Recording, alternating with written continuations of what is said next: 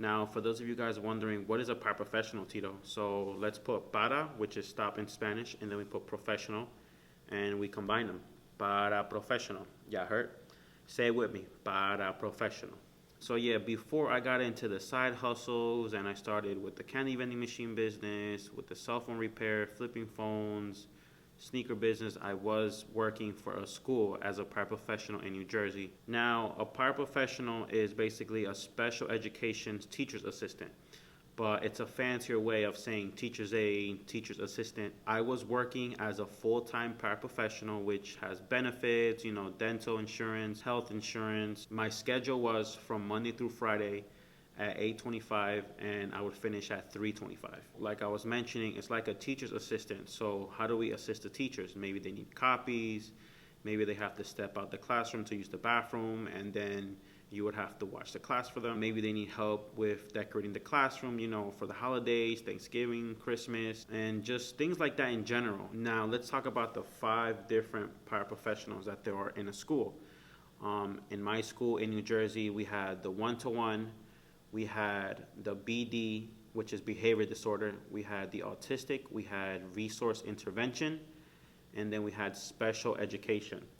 So let's start with the first one. So I have experience in all 5 of those that I just mentioned. So what is a one-to-one paraprofessional? A one-to-one is that you're basically stuck with one kid.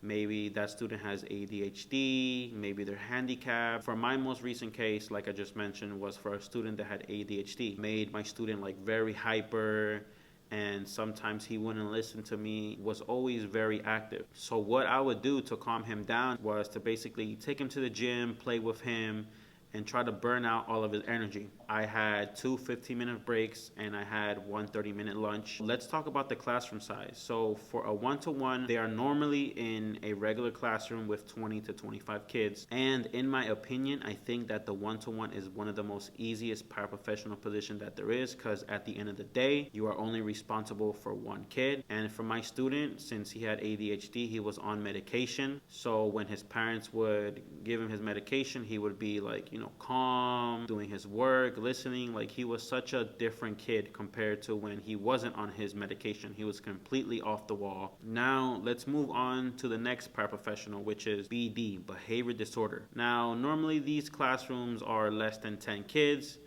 and some of them are taking medication, and there will be around 1 or 2 paras at least for every classroom. I would consider this a very hard position. They're off the wall, they're fighting each other, physically fighting each other, punching each other. To work all these positions, you have to be very patient and very loving, but then firm at the same time, all right? But not too firm where the kids are scared of you. Anyways, let's move on to the autistic. Now, these classrooms are typically less than 10 students, and I've seen around 1 or 2 paraprofessionals, including the teacher, so about 3 adults. And I would consider this position a little bit harder than the other ones because some of these kids are taking medication. The autistic class requires more work. You would have to pick up your students from the bus, and then you would have to drop your students off from the bus when school ended. But normally the autistic class finishes earlier than the other paraprofessional positions. They would finish 30 minutes before school ended. We're gonna move to the resource intervention. These kids are basically kids that have low test scores. These kids are put into the regular class, let's say for the first 4 periods,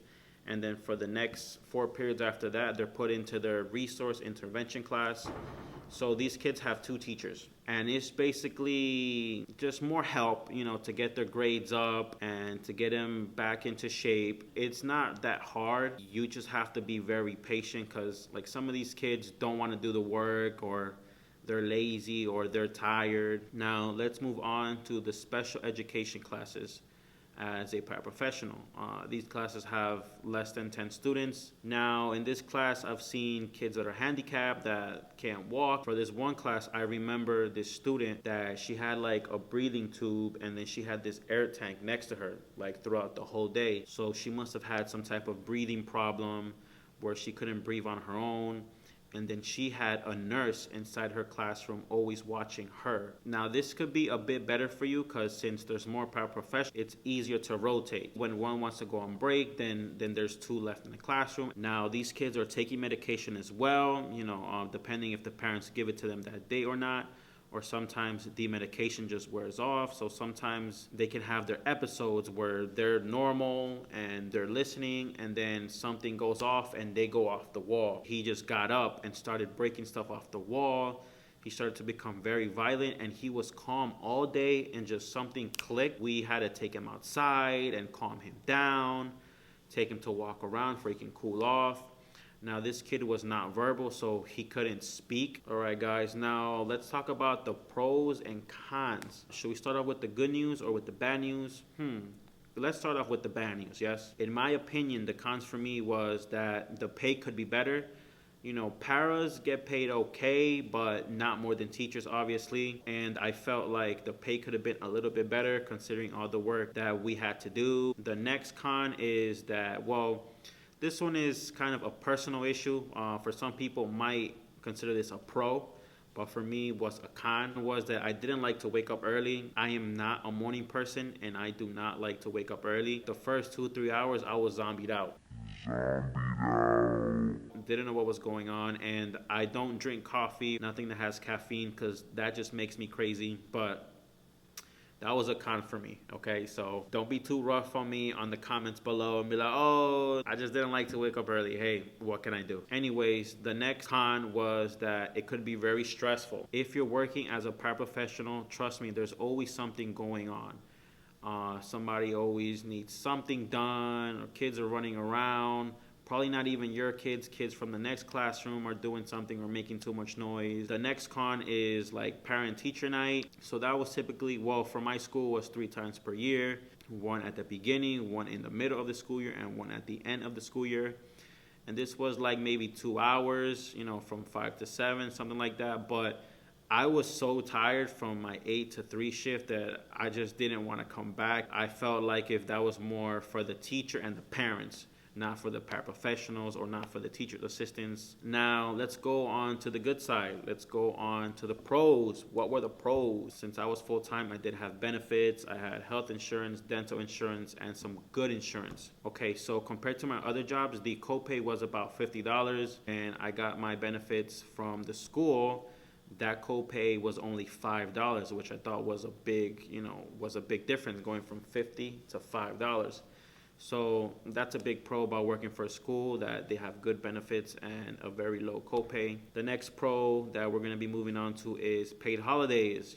There's spring break, there's fall recess, there's Thanksgiving, there's Martin Luther King Day, there's President's Day, there's all these other holidays, there's Christmas. And now moving on to the next pro, we have snow days. So when it snows, there's no school. My school district was giving us 3 snow days per year. If we went over those 3 snow days, then those days would have to be made up at the end of the school year. Now, moving on to another pro is there was no work on the weekends. Your schedule was from Monday through Friday, and you had Saturday and Sunday off, which was pretty cool. Let's move on to another pro, was that I had the summers off. You don't have to work in the summer, but you do have the option to work in the summer. If you wanted to apply for summer school as a paraprofessional, you could do that as well. So thanks to the school giving me the summers off, I could do other projects and learn other side hustles. When you work for a school, you do have the possibility of gaining a side hustle inside of the school. Now, what type of side hustle? Now, sometimes parents need babysitters, or sometimes the school needs before care workers or after care workers. Before care was normally like from 7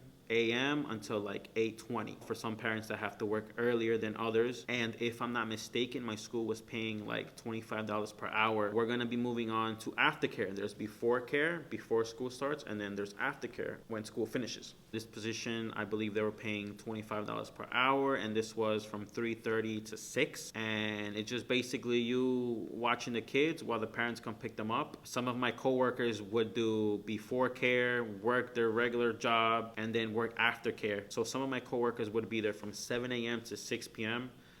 Personally, for me, I could never work that long. Thank God I always relied on my side hustles. But yeah, guys, hopefully this can help you out with your paraprofessional journey. If you have any questions, feel free to ask. Also, I did have a paraprofessional certification, which I had to pass a test for and pay for that test, and I had to, do all that. But some schools don't require you to get certified as a paraprofessional, but some schools do. Make my resume look better. And I felt like having the paraprofessional certification got me more phone calls. Got hurt. Make sure you guys like this video and give me a thumbs up.